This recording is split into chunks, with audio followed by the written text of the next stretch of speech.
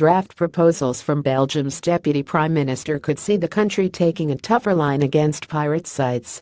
In addition to building a blacklist of infringing sites and associated proxies, Chris Peters envisions local ISPs diverting internet traffic away from pirate sites and towards legitimate content sources.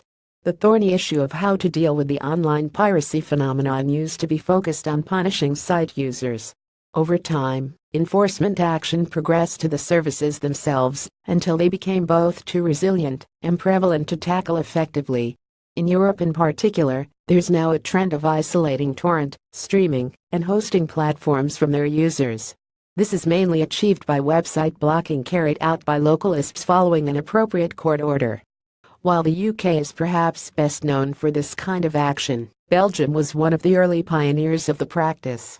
After filing a lawsuit in 2010, the Belgian Anti-Piracy Foundation BAF weathered an early defeat at the Antwerp Commercial Court to achieve success at the Court of Appeal. Since then, local ISPs have been forced to block the Pirate Bay. Since then there have been several efforts to block more sites, but rights holders have complained that the process is too costly, lengthy, and cumbersome. Now the government is stepping in to do something about it. Local media reports that Deputy Prime Minister Chris Peters has drafted new proposals to tackle online piracy.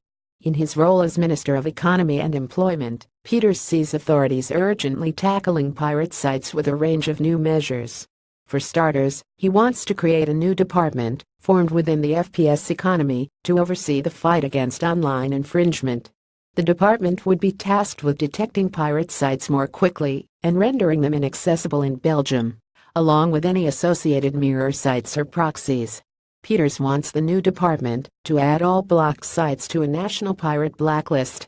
Interestingly, when internet users try to access any of these sites, he wants them to be automatically diverted to legal sites, where a fee will have to be paid for content. While it's not unusual to try and direct users away from pirate sites, for the most part internet service providers have been somewhat reluctant to divert subscribers to commercial sites. Their assistance would be needed in this respect, so it will be interesting to see how negotiations pan out. The Belgian Entertainment Association B, which was formed 9 years ago to represent the music, video, software and videogame industries, welcomed Peters' plans.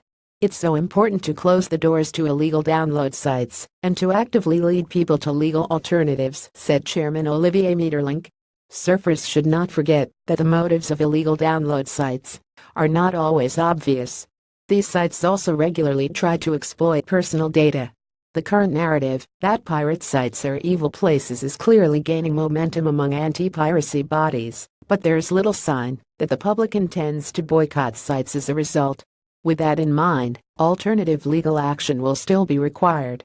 With that in mind, Peters wants to streamline the system so that all piracy cases go through a single court, the Commercial Court of Brussels. This should reduce costs versus the existing model, and there's also the potential for more consistent rulings. It's a good idea to have a clearer legal framework on this, says Meterlinck from B. There are plenty of legal platforms, streaming services like Spotify, for example, which are constantly developing and reaching an ever-increasing audience. Those businesses have a business model that ensure that the creators of certain media content are properly compensated. The rotten apples must be tackled, and those procedures should be less time-consuming. There's little doubt that B could benefit from a little government assistance. Back in February, the group filed a lawsuit at the French Commercial Court in Brussels, asking ISPs to block subscriber access to several pirate sites. Our action aims to block 9 of the most popular streaming sites which offer copyright-protected content on a massive scale and without authorization, Meterlinck told TF at the time. In accordance with the principles established by the CJEU UPC Telecable and GS Media, B seeks a court order confirming the infringement and imposing site blocking measures on the ISPs, who are content providers as well.